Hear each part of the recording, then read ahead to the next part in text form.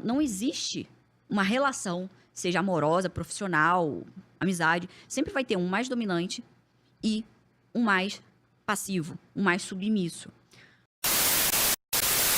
Perfeito. Dentro do relacionamento, o que se acontecer ali, você percebe que essa pessoa vai estar contigo e que você pode ir para um próximo nível. É isso? Sim, perfeito. Uma coisa que eu observo assim, ó. Qual é a... Qual palavra que eu posso usar? O que normalmente faz um relacionamento acabar? É quando tem algum problema que os dois não conseguem superar. Certo? Então, por exemplo, você, no seu caso, você se relacionou 6 anos e deu tudo certo, vocês conheciam muito bem um ao outro, a família, etc. Isso também deve ser olhado, né? Você saber como que essa pessoa costuma se comportar, saber como que é a dinâmica dela com a família, ela com o dinheiro, né? Ela com os principais pilares ali da vida, dinheiro, família, autoestima, corpo, saúde, o que ela pensa disso tudo. Beleza. Mas tem uma coisa que mostra o quanto que vocês vão conseguir lá na frente evoluir como casal num casamento, é o quanto que vocês conseguiram solucionar os problemas antes. Então, se, por exemplo, vocês tiveram alguma treta, vocês têm que ter passado por algum problema. Passou? Como que foi a disposição dessa mulher em sentar para resolver? Ou não? Ou ela foi aquela vitimista que tudo a culpa era sua e você carregou a solução de todos esses problemas nas suas costas? Ou não? Ela, nesses momentos de dificuldade, ela sentou junto com você para vocês dois resolverem. De, olha, eu assumi que meu erro, eu realmente errei, eu vou fazer a minha parte. E você também, da sua parte, assumiu o que você colaborou para que aquilo acontecesse. Porque, Igor, dentro dos problemas do relacionamento, nunca existe um só culpado. Não existe isso. Isso é verdade. Tudo, absolutamente tudo que acontece, existem 2 corresponsáveis. De alguma forma, uma pessoa que fez determinada coisa, a outra, no mínimo, permitiu isso e demonstrou essa permissão no comportamento até chegar lá. Então, sempre são 2 corresponsáveis. Então, o que o cara tem que fazer quando vocês têm um problema é sentar para resolver e os 2 assumirem, cada um, a sua parcela de responsabilidade. Porque se só um fica carregando nas costas e o outro tá sempre culpando, querido, não vai para frente. Ou seja, toda a resolução de problema no relacionamento ali tem que fazer um meia-culpa, né? Falar assim, putz, realmente, falhei aqui nesse ponto, ter humildade ali de nunca a gente admitir, apontar pro outro, né? tá? Por exemplo, você errou. Aí você chega e fala assim, olha, eu admito que eu errei, é realmente minha culpa, mas foi porque você... Aí o dedinho, né, do julgamento, porque você fez tal coisa. Não. Isso tem que ser uma coisa que parte da outra pessoa. E como que você, enquanto culpado, pode estimular a outra pessoa, porque nem sempre as pessoas sabem, tá? Inclusive, isso é uma habilidade, me lembra de falar sobre isso, da pessoa reconhecer a parte dela. Você, enquanto culpado, como que você, como homem dominante, se posiciona e conduz a relação, não é dominar a mulher, é dominar a relação. Como que você puxa a mulher para isso? Olha, fulana, eu reconheço que realmente eu vacilei e a minha parte é tal. Eu fiz isso aqui e eu me disponho a fazer X para solucionar isso. E você, da sua parte, você topa fazer alguma coisa aí do seu lado para que isso daqui funcione também?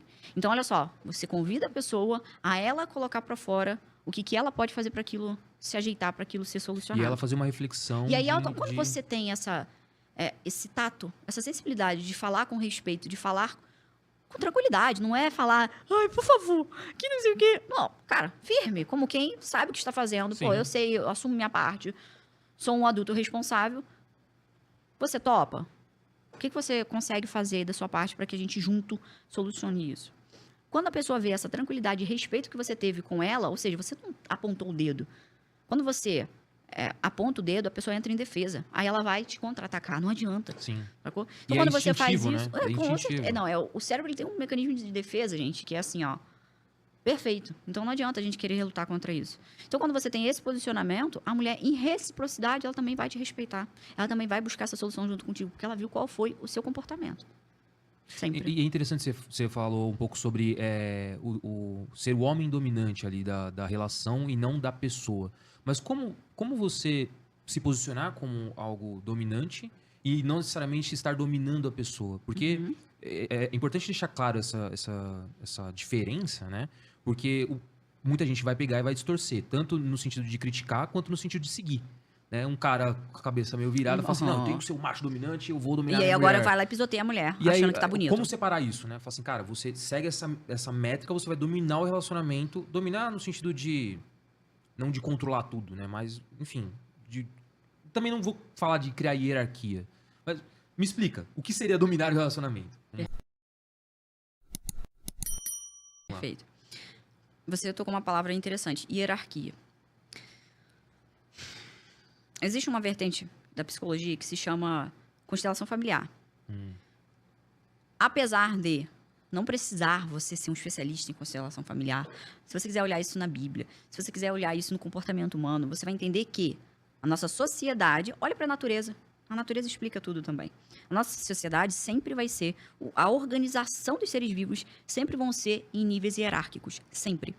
Então, não existe uma relação, seja amorosa, profissional, amizade, sempre vai ter um mais dominante e um mais passivo, um mais submisso. Quando se diz isso, não é porque a pessoa uma é fraca e o outro é bonzão, o outro é forte, que muita gente acaba errando. Não é isso.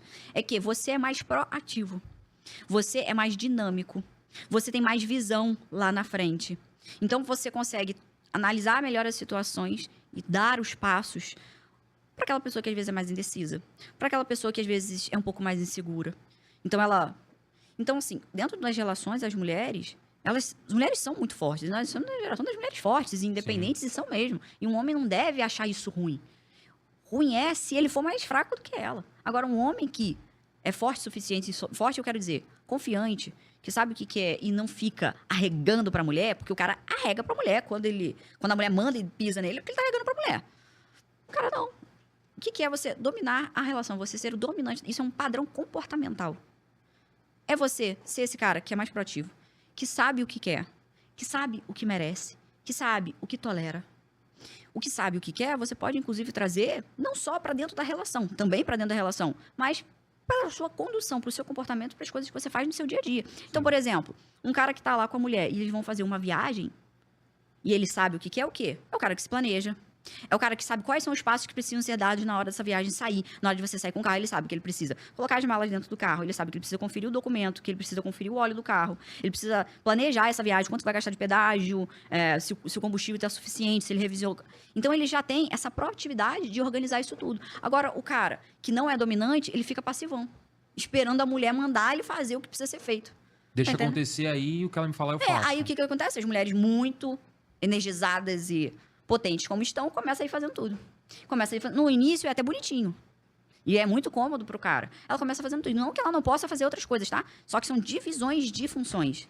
E é isso que é importante, essa questão da divisão de funções, né? Porque você deu exemplos, assim, de tarefas numa viagem onde realmente o homem, de uma forma natural, vai acabar assumindo, né?